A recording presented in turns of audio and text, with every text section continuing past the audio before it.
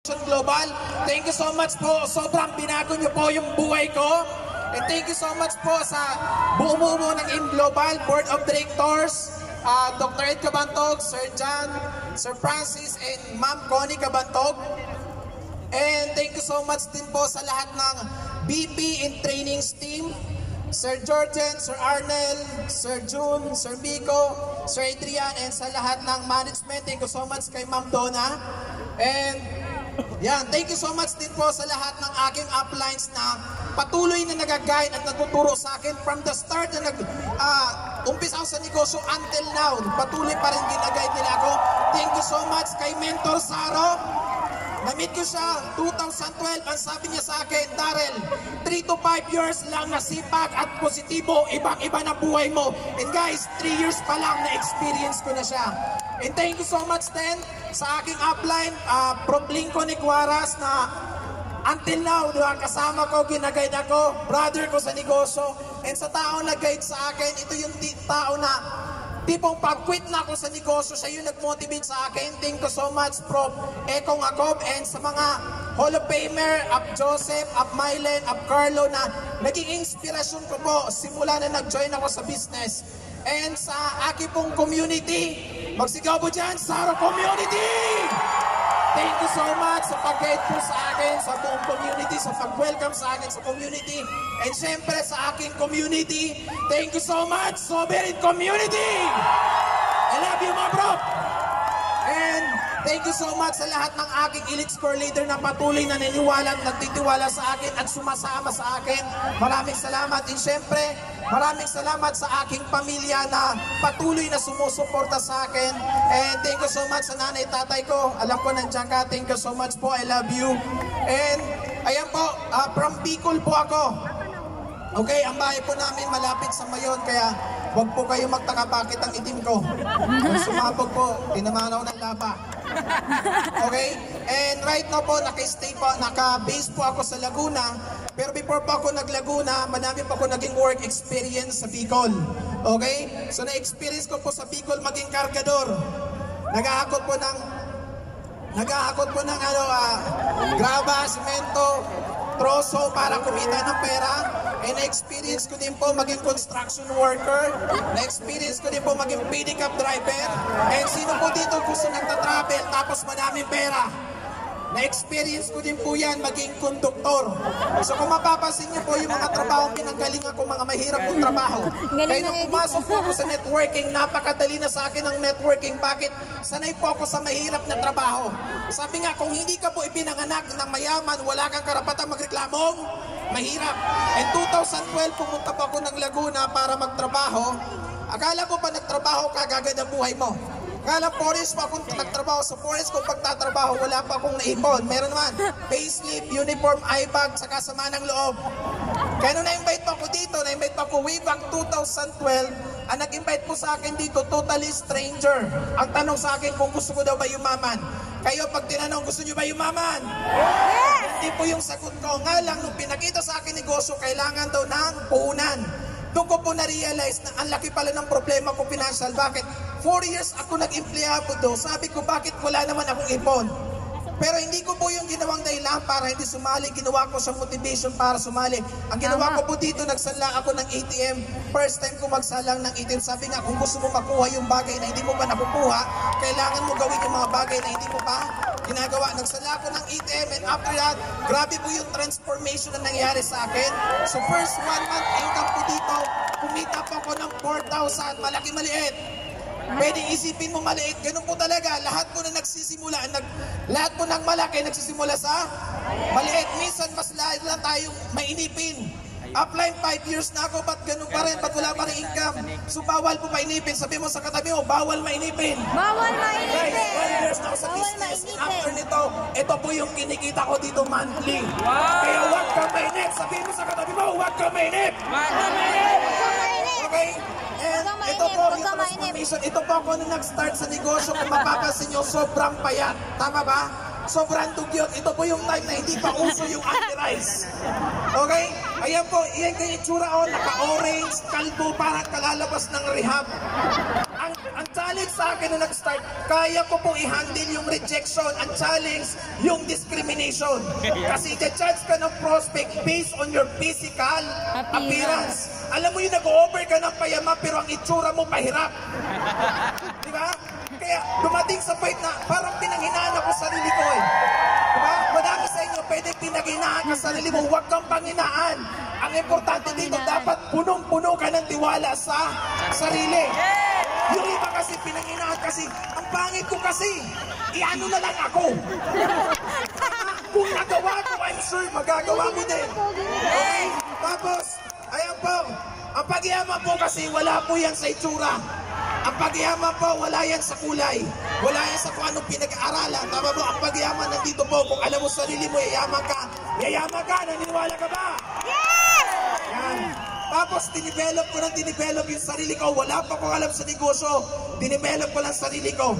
Years ago, nakikinig ako sa mga nag-share dito, success story. Sabi ko, someday magtutong ako, mang-inspire din ako in right now nangyayari.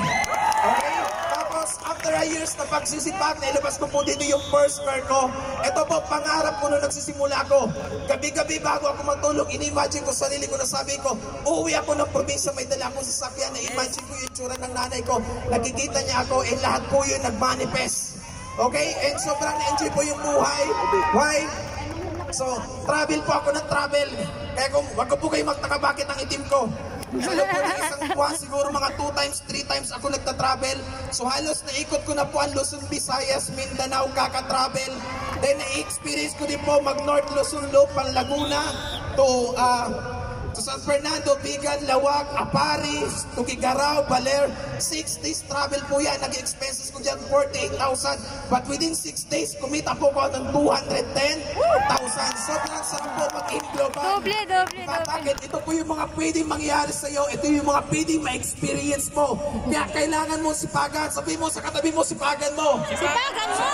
Bakit? Ang ganda ng buhay na nag-aantay sa'yo dito. Tama ba? Yan. Lahat po, grabe po talaga. Sobrang thankful ako sa upline ko. Bakit? In-influensya niya po ako ng ganyan. Ito po sa El Nido, Palawan. Yung iba nagpapalawan nga lang, Palawan Pawn Shop. Ako po, El Nido, Palawan. Ayan, so sobrang enjoy po. Kaya sa mga nagsisimula, magsipag ka ng magsipag. Bakit ka tatamarin kung alam mo a years from now, pwede kayo maman? Yes! Tatamarin kung alam mo a years from now, pwede mabago buhay mo. Tama ba? Yes! Sipagan mo. Bawal tamad. Sabi nga, ang tamad, magugutom, masipag, yayaman. Ayan, Batanes, isa po sa pinakamagandang lugar sa Pilipinas. Sobrang ganda po dyan. Ayan po, more on travel po talaga ginagawa ko, Cebu. Ayan, tapos ito po, family. Tumating po ako sa point na nag-start halos. Hindi po ako umuwi ng probinsya. Bakit? Ang focus ko lang muna po, magpayaman. Kung umalis ka ng probinsya, mahirap. Huwag ka papayag, babalik ka ng probinsya, mahirap pa rin. Tapos ito, nag-payback up ko sa family ko. Travel ng parents. Okay, ito po yung pinakamasarap na experience. Pinag-travel ko yung parents ko sa Boracay. Noong una po ayaw nila. Pero dumating sa point na convince ko po sila. So, alam mo yung sobrang grateful sila. Ito lang siguro bitawan ko nung sumakay ng eroplano ng tatay ko. Sabi ng tatay ko, Da, thank you so much. Kung hindi dahil sa'yo, hindi ko ma-experience sumakay ng eroplano. Kaya sipagan mo. Bakit? May nanay, tatay kang umaasa sa'yo. May nanay, tatay kang nag-aantay ng success mo. Sipagan mo. Nagigets po ba? Yes! So more on travel po namin. Ayan. So sobrang ganda po niyan. Tapos ito, ibang level po. Di ba pag naipasakay mo yung nanay, tatay mo, nag-drive ng first car mo, ibang level po yung kaya panggigilan mo, pagsipagan mo. Then nakapag-travel din pa ako international. So tinanggap lang po doon. Ito sa Hong Kong. Nung first time ko po mag-Hong Kong, nag-ano po ako, na-hold ako sa immigration. Hindi po sila maniwala na Pilipino ako. 30 minutes po ako na sa immigration, buti po pinapasok. So ngayon po, siguro naka 9 times na po ako nag-Hong Kong, nakapunta na rin po ng Macau together with leaders. So sobrang sarap po, kaya ito yung buhay na mag-aantay sa'yo. Vietnam, Thailand, last month lang nag-Singapore po ako. Wow! Yan, gusto niyo mo na ganyan? Yes! Okay, so YOLO, you only live once. Di ba? minsan lang tayo mabuhay. I-enjoy mo nang enjoy yung buhay mo. Madami din pa akong struggles na pinagdaanan, pero baliwala po sa akin. Bakit? Ini-enjoy ko po yung negosyo. Rejection, discrimination, baliwala po yan. Kasi ini-enjoy lang. Sabi mo sa katabi mo, enjoy mo lang. Enjoy mo lang. Okay? Tapos yung lifestyle po, unti-unti dati po, yan, nagko-gold. Sobrang sarap po niyan. Diba? Tapos ito po, tanay ko. Okay? Si Chino po yan. First meet up po namin, 2012. Okay, yan po yung time na yan. Ordinary distributor ako. Tapos second meet up namin, 2017. Pareho po kami top 500 ng AIM Global. Tapos buong pamilya po namin ginagawa negosyo. Family business. Okay? Lahat so kung negro. mapapansin nyo, baka malito po kayo dyan kung asan ako. Okay, hanapin nyo na lang po. Okay, nung bata pa po ako, hindi ko ma-appreciate yung kulay ko. Dumating ako sa point na marang kine-question ko sarili ko, sabi ko, bakit ang itim ko? Pero ngayon naging global ako, sobrang na-appreciate ko kung ano kulay ko, kung ano ako. Ang importante, dapat love mo sarili mo, tanggap mo kung sino ka. Yes! Okay? Yung pagiging maitim ko, asset ko po sa negosyo. Okay? Tapos may mga leaders po ako na, eto po, unti-unti din po na bago buhay, nagkaroon ng sasakyan. Dati po sila mga OFW, mga estudyante, tapos na-awardan din po ako as Millionaire Circle. Guys, nung nag-aaral ako, hindi ko maging magawang proud sa akin yung magulang ko. Bakit? Hindi pa ako magaling sa school. Nung nag-aaral ako, ang award ko lang most punctual. Kasi ang bahay namin malayo sa school, kaya kailangan ko sumaybay sa first trip. Pero dito po sa Global, awardan po ako as Millionaire Circle. Wow. Okay, ito po yung mga brother ko sa negosyo. Tapos, yan, part din po ako ng top 20 ng AIM1. And part din po ako ng Global Ambassador Prime. Okay, tapos itong mga leaders ko, mga top 50 din po sila. Tapos mga OFW na nag-for good. Alam mo yung dati sa online mo lang nakausap, pero ngayon nagbabago buhay. Yan, And patuloy na nagsisipag. OFW Bakit? lang. Ang daming leaders na nagtitiwala. So lagi pa ako bumababa ng Hong Kong, ng Singapore para i-train yung leader ko kasi pinangawakan ko po yung sinabi ko sa kanila na tutulungan at tuturuan ko sila gawin yung negosyo. And ayan po mga leaders ko, mga full-time leaders ko po sa Laguna. So meron kong almost 200 plus na full-timers na naniwala sa akin na dating tambay, dating Yun yung mga trabaho, leader pero mo. ngayon unti-unti Yun kumikita yung mga ng pera. leader. And ito po, Ah, third car meron. ko. Diba, nung 2017, naglabas ng sasakyan yung upline ko, sobrang inspire ako. Sabi ko, 2018 maglalabas ako niyan. Ngayon, pagdating ng 2018, wala pa rin. Sabi ko, 2019, bibiling ko yan. Pagdating ng 2019, wala pa rin. Minsan ganun pala, kahit anong desire mo sa isang bagay, pag hindi mo pa deserve, hindi pa ibibigay sa'yo. Nagsipag ako na nagsipag, and pag 2020, nabili ko po yan, third car ko, mas malaki po sa sasakyan. Wow. Okay, kaya sobrang sarap magsipag. And ayan po, nagsisipag ka kasi may mas malaking goal sa buhay. So simple lang naman, bakit ko sineryoso na yung negosyo? Wala pa akong ibang nakitang opportunity na pwede ko gawin para yumaman.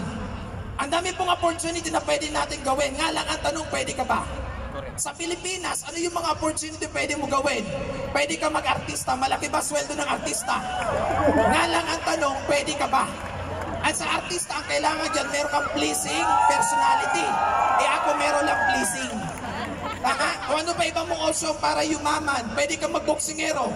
Manny Pacquiao, mayaman. Tama ba? Nga lang bago yan yumaman, milyon suntok tumama sa kanya. Tama, pwede ka maging singer. Malaki ba sweldo ng singer? Nga lang baka ang boses mo pang singer lang.